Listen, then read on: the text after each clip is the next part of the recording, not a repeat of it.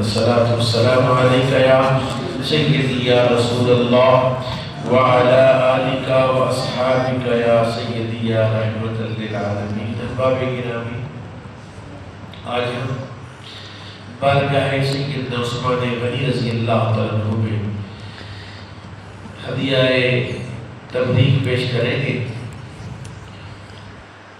کائنات میں جتنی نعمتیں اللہ نے حضرت انسان کو دی ہیں، ان نعمتوں میں سے ایک نعمت کا نام مال ہے، دولت ہے، سونا اور چاندی ہے، روپیہ پیسہ ہے۔ جتنے انسان بھی ناکام اور نامراد ہوئے ہیں، اس پیسے کی وجہ سے ہی ناکام ہوئے۔ قارون کو دیکھ لیں، فرعون کو دیکھ لیں، نمرود کو دیکھ لیں، اور آج کا انسان بھی اس پیسے کو اپنی دسترس سے، اپنی ملکیت سے نہیں نکالتا۔ خون دے دے گا، کہتے خون کی بوتل نکالو، پیسے نہیں دے، یعنی خون سے بھی زیادہ، اپنی صحت سے بھی زیادہ وہ پیسے سے پیار کرتا ہے۔ قرآن عزیز میں رب تعالیٰ نے یہ بات تو بتائی ہے کہ یہ جو دولت ہے، پیسہ ہے، مال ہے، یہ میری تقسیم ہے، یعنی اللہ دیتا ہے۔ کون دیتا ہے؟ اللہ دیتا ہے۔ قرآن عزیز میں اللہ تعالیٰ نے بڑے واضح الفاظ نحن قسمنا بینہم معیشتہم، ہم لوگوں کے درمیان ان کی معیشت کو تقسیم کرتے ہیں، یعنی مالی حیثیت کون طے کرتا ہے؟ اللہ۔ تو حضرت سیدنا عثمان غنی رضی اللہ عنہ، آپ کو اللہ نے مال کی وہ فراوانی عطا فرمائی جو کم لوگوں کو ملتی ہے۔ جناب صدیق اکبر رضی اللہ عنہ کا ایک قول مبارک جو حضرت سیدی داتا گنج بخش علی جویلی رحمۃ اللہ علیہ نے کشف المحجوب میں درج فرمایا کہ ان کی دعا، سیدنا صدیق اکبر کی دعا، اللہم ابسط لی الدنیا وزہدنی عنہا، یا اللہ میرے لیے دنیا کے خزانے کھول دے۔ اللہم ابسط لی الدنیا، یعنی ایک بندے کے پاس پیسہ دولت نہ ہو تو بڑی حسرت سے دیکھتا ہے، یار میرے پاس بھی پیسہ ہو، میرے پاس بھی نہ ہو۔ ایک بندے کے پاس پیسہ آ جائے، آ کے چلا جائے، آ جائے، آتا جاتا رہے، اس کے دل سے حسرت ختم ہو جاتی ہے۔ وہ جانتا ہے یار یہ پیسے کی کیا حیثیت ہے، میرے پاس بھی آیا، کئی بار آیا گیا۔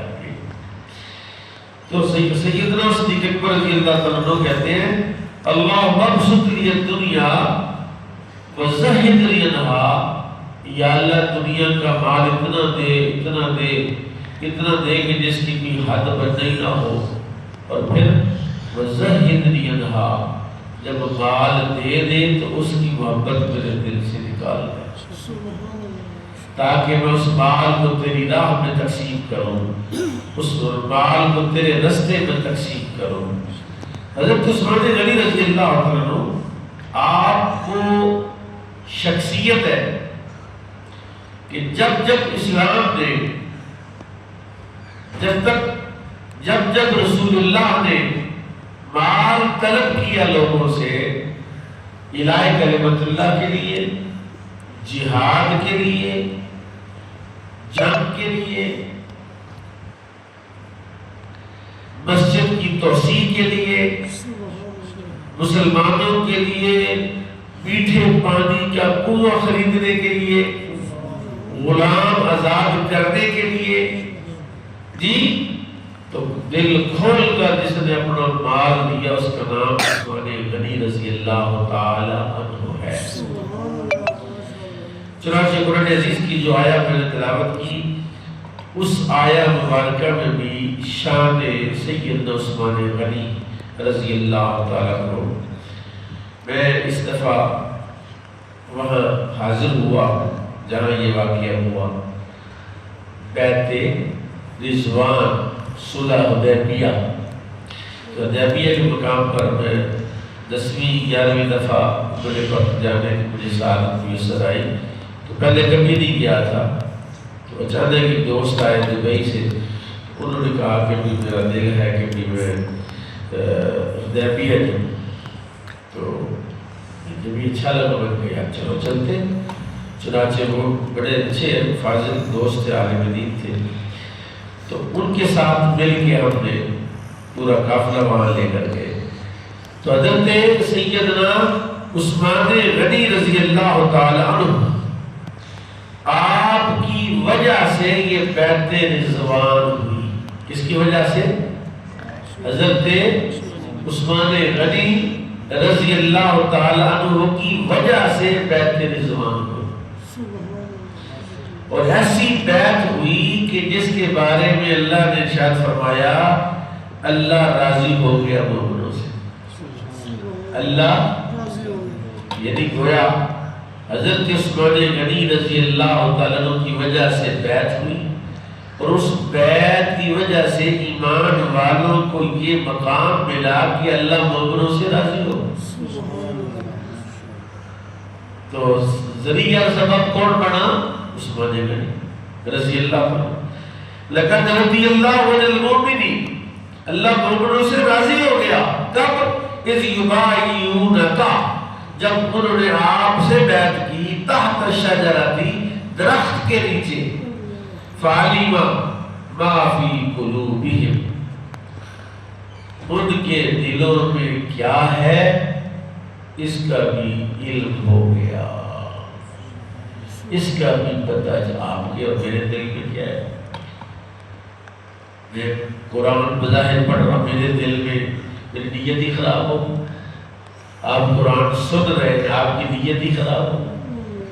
کسی کی نیت صرف چاول کھانا ہو، کسی کی نیت ہو یار نہیں میں درس میں بیٹھوں گا، درس قرآن بیٹھوں گا، کوئی آیت، کوئی واقعہ، کوئی ایسی بات جو مجھے مل جائے جو پہلے میرے علم میں نہیں، اس سے میں استفادہ کروں، اس کو میں اپنی زندگی کا حصہ بناؤں، اپنے دل پہ لکھ لوں، اتار لوں، اپنے دل میں اپنی زندگی میں شامل کر لوں، تو شاید میری آخرت اور میری قبر کی منزلیں آسان ہو جائے۔ جی نیت کا معاملہ ہے۔ اللہ کہتا فعلم ما فی قلوبہم، جان لیا ان کے دلوں میں کیا ہے۔ 1500 لوگ تھے، کتنے؟ 1500 لوگ تھے کہ رسول اللہ صلی اللہ علیہ وسلم کو انہوں نے روک لیے مکے والوں نے۔ چنانچہ اسی سورہ فتح کے اندر اللہ نے ارشاد فرمایا لقد صدق اللہ رسولہ الرؤیا بالحق، نبی پاک صلی اللہ علیہ وسلم کو خواب آیا، ہجرت کے بعد 5 سال گزر گئے، 6واں سال تھا تو خواب آیا کہ ہم خانہ کعبہ میں طواف کر رہے ہیں۔ آپ نے یہ خواب صدیق اکبر کو بتایا، عمر فاروق کو بتایا، حضرت عثمان غنی کو بتایا۔ چنانچہ بات چلتے چلتے پہنچی کہ جب آپ کو خواب آیا تو چلو سارے چلتے، پتہ چل گیا کہ رسول اللہ عمرے کے لیے جانا چاہتے ہیں۔ چنانچہ آقا کریم اپنے 1500 صحابہ کے ساتھ اس حال میں کہ نہ تیر پاس ہے، نہ نیزے ساتھ لیے، نہ ڈھال، لیکن وہ جو ڈھال ہوتی ہے، نہ خود نہ زرہ، آپ نے رونا چونکہ ہم ان سے لڑائی کرنے نہیں جا رہے۔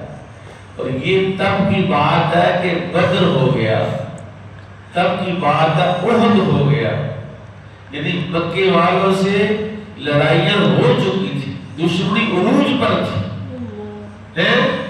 بالکل ایک دوسرے کے خلاف جو ہے وہ ریشہ دوانیاں جاری تھی۔ کفر جو اسلام کے مقابلے میں کھل کے سامنے آ گیا تھا۔ ان دنوں میں رسول اللہ صلی اللہ علیہ وسلم کو خواب آیا کہ میں اپنے صحابہ کے ساتھ طواف بیت اللہ کر رہا. اچھا بڑھ کے حضور جب خواب ہے تو